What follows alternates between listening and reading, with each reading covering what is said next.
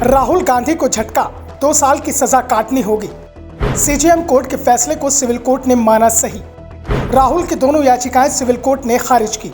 राहुल गांधी की संसद सदस्यता बहाल नहीं होगी। सूरत के सीजेएम कोर्ट ने उन्हें जो सजा सुनाई थी वो सजा भी कम नहीं होगी, क्योंकि सीजेएम कोर्ट के फैसले को सिविल कोर्ट ने बरकरार रखा है। सिविल कोर्ट ने भी राहुल गांधी को सजा 2 साल की ही रखी है। ऐसे में अब राहुल गांधी को सजा में राहत के लिए हाईकोर्ट का दरवाजा खटखटाना पड़ेगा। राहुल गांधी ने सूरत की निचली कोर्ट के फैसले को 3 अप्रैल को सूरत सेशंस कोर्ट में चुनौती देते हुए सजा पर रोक लगाने की मांग की थी। राहुल गांधी की अपील पर सेशंस कोर्ट ने 13 अप्रैल को सुनवाई हुई थी। इसके बाद एडीजे रॉबिन पॉल मोगेरा ने फैसले को 20 अप्रैल तक सुरक्षित रख लिया था और आज फैसला सुनाते हुए उन्होंने याचिका को डिसमिस कर दिया है, यानी खारिज कर दिया है।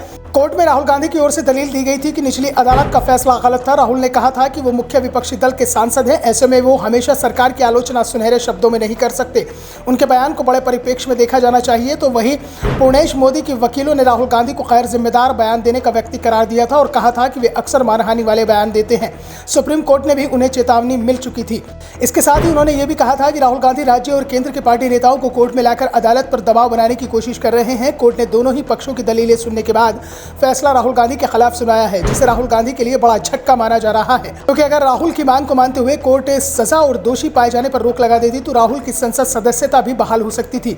उन्हें अपना आवास 12 तुगलक लेन भी नहीं छोड़ना पड़ता और वैसे राहुल गांधी से खाली कर चुके हैं, लेकिन उनकी निगाहें कोर्ट के फैसले पर टिकी हुई थी। कोर्ट से फैसला राहुल के पक्ष में आता तो वो शायद उसे नहीं छोड़ते। लोकसभा सचिवालय की हाउसिंग कमेटी एक बार फिर से इस बंगले को राहुल गांधी को आवंटित कर देती, लेकिन अब जब फैसला राहुल के खिलाफ आया है तो उन्हें अब घर सरकार को वापस करना होगा, क्योंकि 22 अप्रैल को उनके मिले नोटिस की समय सीमा भी समाप्त हो रही है।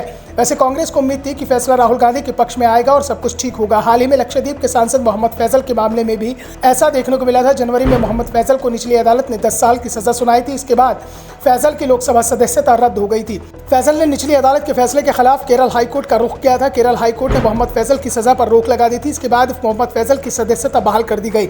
हालांकि अब कोर्ट ने राहुल को राहत नहीं दी है। ऐसे में राहुल सेशन कोर्ट के फैसले को हाईकोर्ट में चुनौती देंगे। दरअसल कांग्रेस को उम्मीद थी कि राहुल गांधी की सजा अगर समाप्त भी नहीं होती है तो उसमें कोर्ट कुछ कमी कर सकता है और सजा में 1 दिन भी कमी हो जाती तो राहुल के लिए बहुत बड़ी राहत थी, क्योंकि जनप्रतिनिधि कानून में जिस व्यक्ति को 2 साल या उससे ज्यादा की सजा मिलती है उसकी संसद विधानसभा की सदस्यता समाप्त हो जाती है।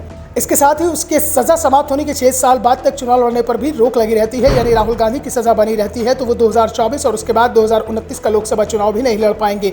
लेकिन सजा 1 दिन भी कम हो या कानून जनप्रतिनिधि पर लागू नहीं होता हो तो ऐसे में राहुल गांधी को हाईकोर्ट जाना होगा और सबसे बड़ी बात उन्हें हाईकोर्ट से जमानत भी लेनी होगी, क्योंकि अब सिर्फ 3 दिन का समय बचा है राहुल गांधी के पास। 23 मार्च को जब उन्हें सजा सुनाई गई थी तो 1 महीने का समय उन्हें सजा के खिलाफ अपील करने के लिए दिया गया था।